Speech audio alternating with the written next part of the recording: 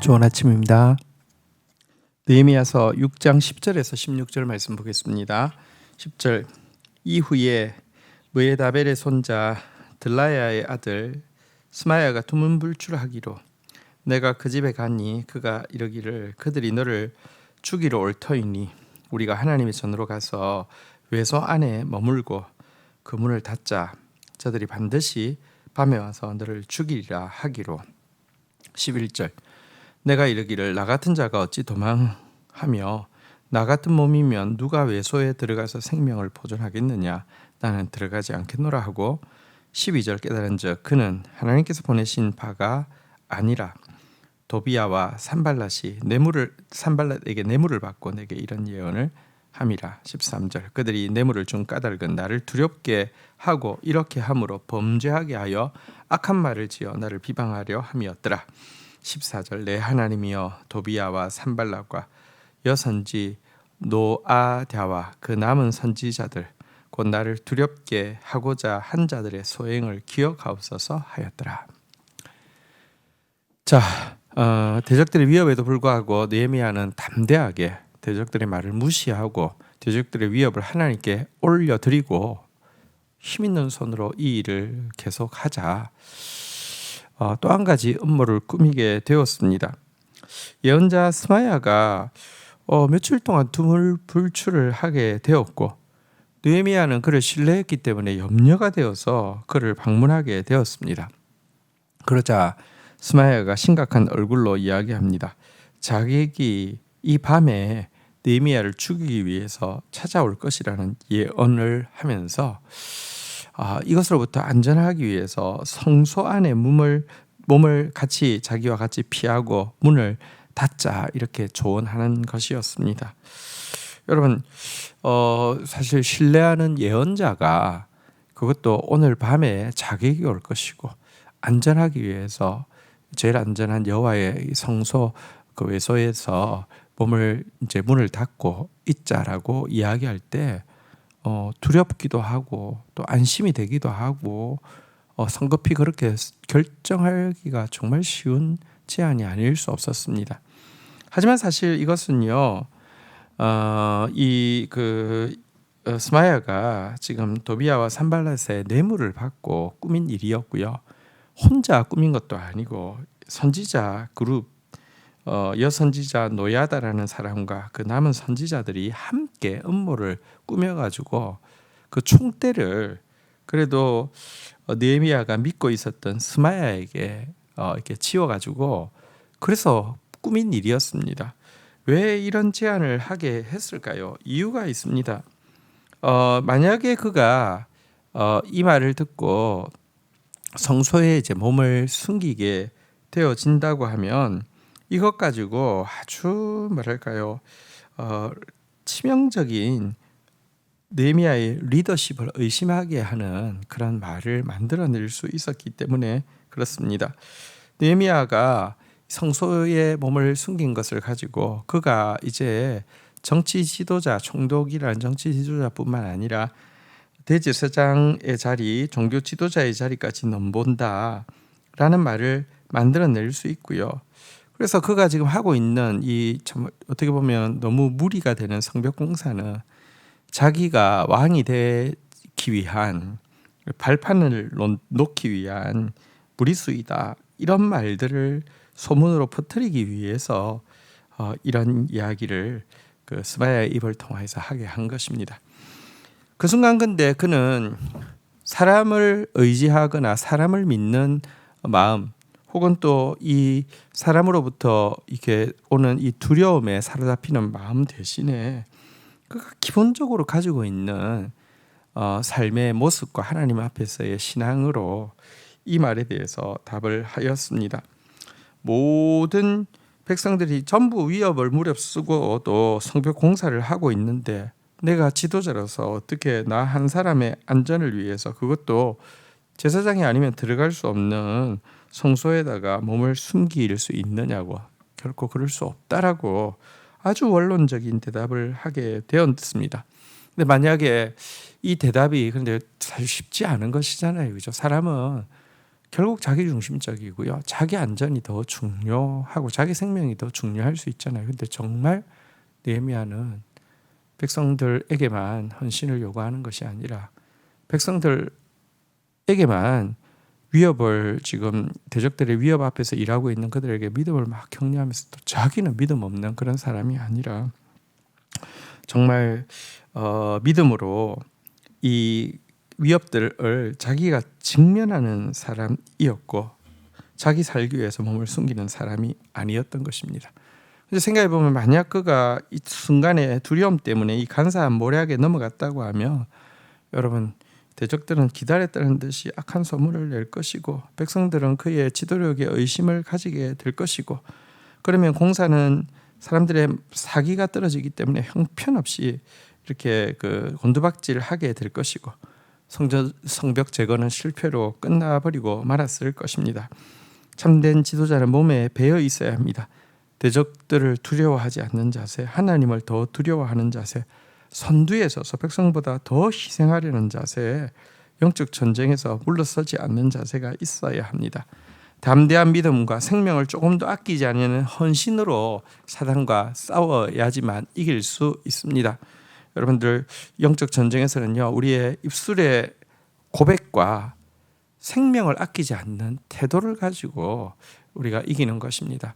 입술로 예수의 승리를 나의 승리로 선포하고 나아가고 그리고 그 일에 혹 내가 죽게 된다 할지라도 사실은 예수님의 승리가 이미 확실하기 때문에 상관없다고 하면서 자기 목숨을 돌아보지 않고 나아가는 자를 사단은 아무것도 할 수가 없습니다.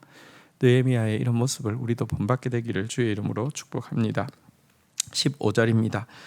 성벽 공사가 52일 만인 엘롤월 25일에 끝남의 16절 우리의 모든 대적과 주위에 있는 이방 족속들이 이를 듣고 다 두려워하여 크게 낙담하였으니 그들이 우리 하나님께서 이 역사를 이루신 것을 알미니라. 17절 또한 그때에 유다의 귀족들이 여러 번 도비야에게 편지하였고 도비야의 편지도 그들에게 이르렀으니 18절 도비야는 아라의 아들 스가냐의 사위가 되었고 도비야의 아들 여호하난도 베레가의 아들 무슬람의 딸을 아내로 맞이하였으므로 유다에서 그와 동맹한 자가 많았습니다. 19절 그들이 도비야의 선행을 내 앞에서 말하고 또 내 말도 그들에게 전함에 도비야가 내게 편지하여 나를 두렵게 하고자 하였느니라. 자, 대적들의 모든 위협과 방해에도 불구하고 성벽 공사는요 52일 만에 완공되게 되었습니다. 너무 놀라운 일이죠. 그러자 대적들은 일순간에 두려움에 사로잡히게 되었고요. 스스로 낙담할 수밖에 없었습니다. 왜냐고 하면 이런 역사는 사람의 힘이 이루어낼 수 있는 것이 아니라 진짜 하나님께서 권능으로 함께한 일임을 부인할 수 없었기 때문에 그렇습니다. 여러분 기억하십시오. 대적은 아무리 강할지라도 빛 앞에 어두움이 곧 물러나는 것처럼 일순간에 사라져버릴 수밖에 없습니다. 지금 세상의 악이 아무리 편만하다 할지라도 예수 그리스도께서 영광의 왕으로 빛의 왕으로 재림하시는 순간 모든 어두움은 멸절되어질 것입니다. 하나님 나라는 승리할 것입니다. 자, 한편 이렇게 되었음에도 불구하고 여러분 악은 또 일하고 있는데요. 사실 이 도비야라는 악한 자는요 종교 지도자들뿐 아니라 이 물질적인 이렇게 뭐랄까요 부유함을 가지고 있는 자들 또 귀족들 이런 유력한 사람들과 여러모로 사돈을 맺고 또 관계를 맺고 해서 완전히 장악을 하고 있었고요. 그래서 그는 이 공사하는 기간 내내 이제 느헤미야에게 위협을 가하기도 했고요. 또 반대로 자기에 대해서 좋은 말들을 그가 연관 맺고 있는 귀족들의 입을 통하여서 느헤미야에게 계속 하게 함으로 말미암아 어떻게든지 느헤미야하고도 결탁해서 어떤 뭔가 이제 자기 뜻대로 주고받고 하면서 이렇게 타락시키고자 하는 시도를 계속하고 있음을 보게 됩니다. 여러분 이런 상황이 사실은 대적이 명확하게 밖에 있을 때는 쉬운데요. 지금 보십시오. 이 제사장들 또 귀족들 무슨 이제 부유층들 이모저모로 다 결탁되어져 있어서 내가 무슨 말만 하면 밀정과 같이 도비아에게 전부 다 지금 실시간으로 알고 있고요. 도비아에 대해서 계속 긍정적으로 이야기하면서 같이 해야 된다라고 이야기하고 혼란스럽기도 하고 정말 힘 빠지기도 하고 참 여러분 만약 느헤미야가 사람들의 모습만 보고 이 일을 시작했고 진행했다고 하면 중간에 정말 기분 나쁘고 속상해서 그만둘 수밖에 없었을 것입니다. 페르시아로 그냥 되돌아가 버렸을 것입니다. 혹은 진짜 다수 지도자들의 의견대로 도비아와 타협함으로 말미암아 일은 되었을지 모르지만 여러분 지금 하나님이 단지 건물로서의 성벽이 없어서 이 공사하라는 것입니까?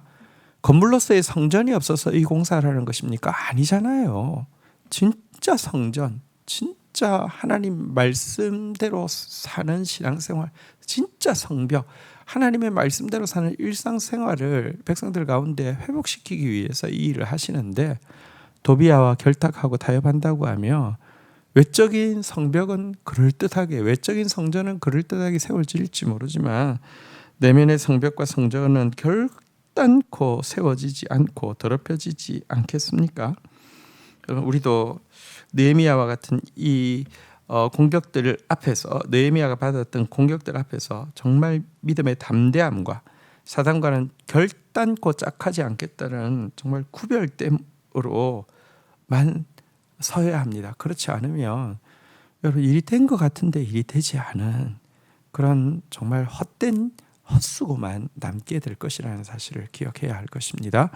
주신 말씀 붙잡고 기도하며 나가도록 하겠습니다. 하나님, 악이 얼마나 교묘한 거짓으로 지도자를 모함하기 위해서 발버둥 치는지를 보게 됩니다.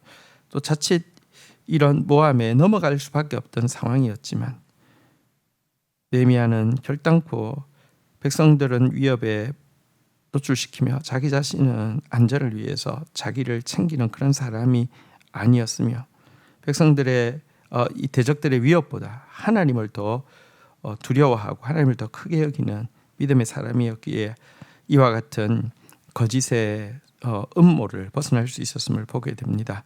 하나님, 우리가 정말 나 자신의 안전을 생각하는, 나 자신의 안전만을 먼저 생각하는 그런 사람 되지 않게 해주시고 대적들의 위협 앞에서 떠는 자 되지 않게 해주시고 하나님을 두려워하며 내 생명을 아끼지 않고 담대히 싸우고 믿음의 승리를 선포하는 그런 사람 되어질 수 있도록 은총을 베풀어 주시기를 간절히 간구하고 소원합니다. 하나님의 일이 되고 있음에도 불구하고 하나님의 일을 변질시키려고 하는 세력들, 하나님의 일이 진행되고 있을 때에도 가장 가까운 사람들부터 낙담시키고 그냥 의미를 찾지 못하게 하고 좌절시키려고 하는 시도들도 계속되고 있었던 것을 보게 됩니다. 하나님, 사단과 절대로 짝하지 않겠다는 그런 이 구별된 느헤미야의 모습이 우리에게 있게 하여 주시고 사람보다 하나님을 더 크게 봄으로 말미암아 사람 때문에 힘읽고 낙심하는 자가 아니라 하나님 때문에 끝까지 하나님의 뜻을 이루어내는 자 되어질 수 있도록 은혜를 더하여 주옵소서. 예수 그리스도의 이름으로 기도 올립니다. 아멘.